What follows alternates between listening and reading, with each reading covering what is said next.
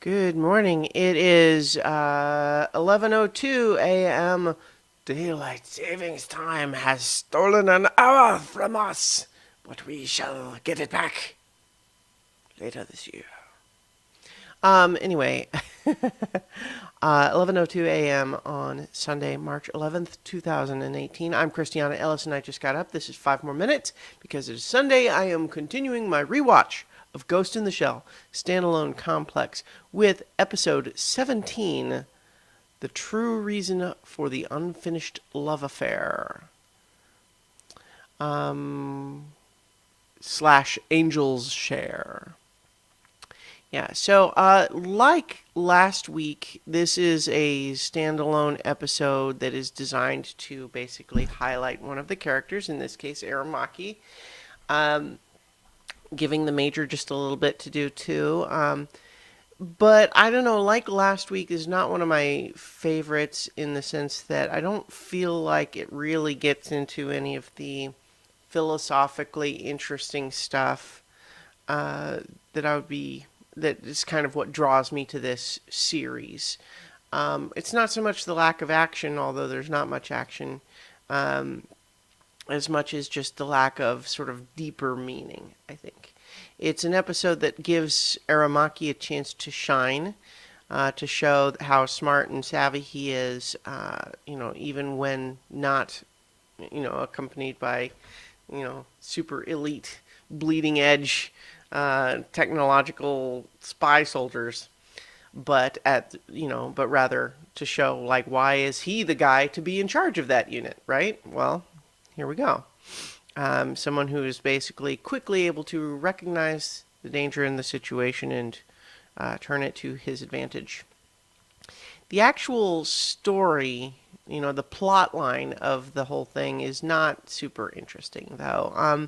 On the one hand, I like the idea of sort of like a wine bank, given, like the thinking behind that is kind of neat to say that, like in this world where, things like bank records and everything can, it's hard to, see, I think this is part of why it's a little bit feels a little inconsistent. Like, for example, part of the whole idea that wine is interesting is because you can't falsify or create a copy of wine. Like, if you have this one classic bottle of wine, it's hard to forge that, and so with something that many people would consider valuable and is distinctive and unique in that way, you and tends to increase in value over time. It makes sense, like Aramaki explains at the beginning, that could be seen as a sound investment. Of course, in terms of real world economics, it's a sound investment only so long as people are willing to pay increasing amounts for fancy wine.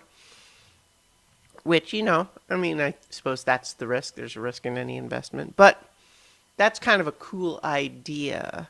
And it also gives a nice flavor to the whole situation, especially with Aramaki there, um, with this old friend of his.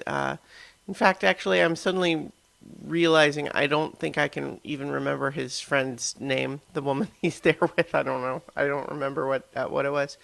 But so we get just a little bit of a hint that despite her appearing visually much younger than him, we also know, though, that in this world, like, visual appearances might not have anything to do with, how old you are really. But in any event, this idea that, oh, maybe they had, a relationship before, or something that might have been something and then didn't become it. And, so there's the discussion of, oh, she's wearing a ring later, but, oh, she invites him to stay and drink wine, but he decides not to and to do it with the Major instead.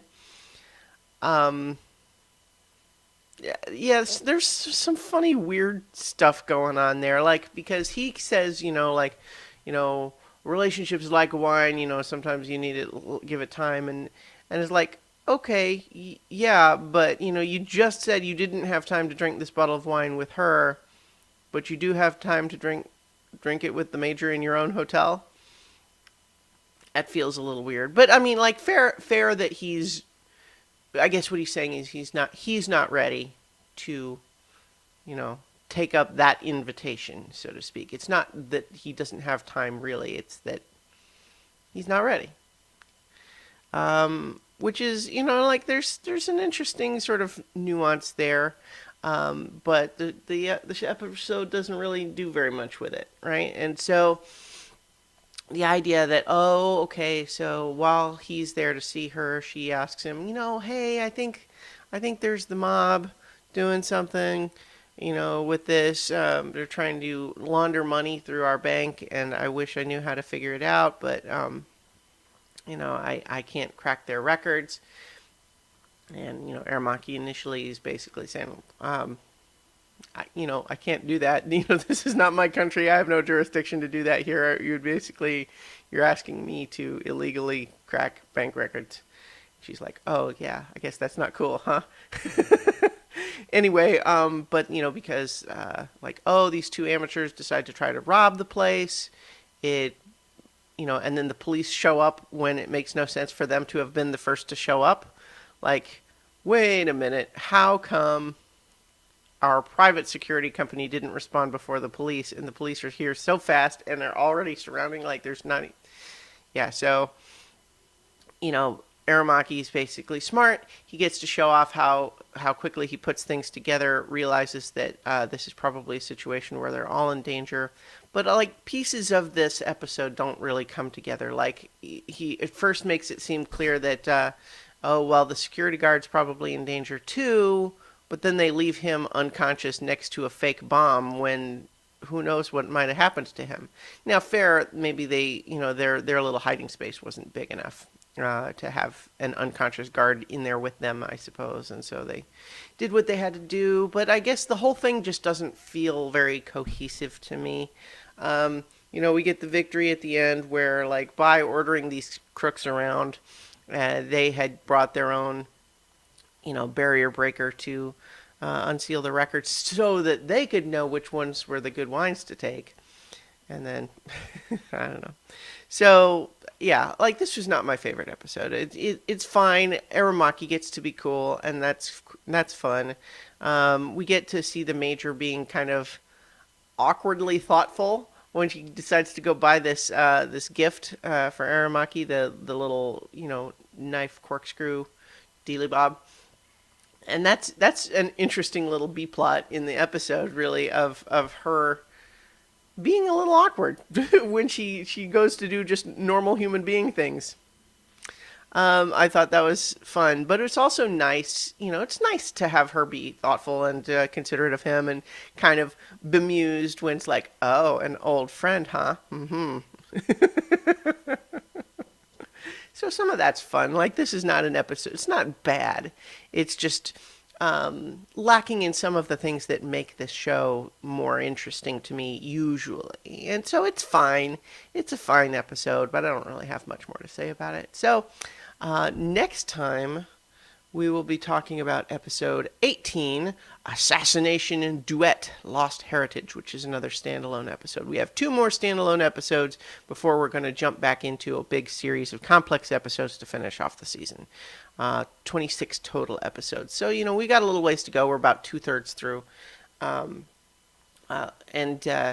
But a couple more standalone episodes, and then we're going to hit the big plot hard and fast. Which I'm excited for, because the big plot is part of what I think is so cool about this particular series. In any case, I will leave it here now, and I'll talk to you tomorrow for 5 more minutes.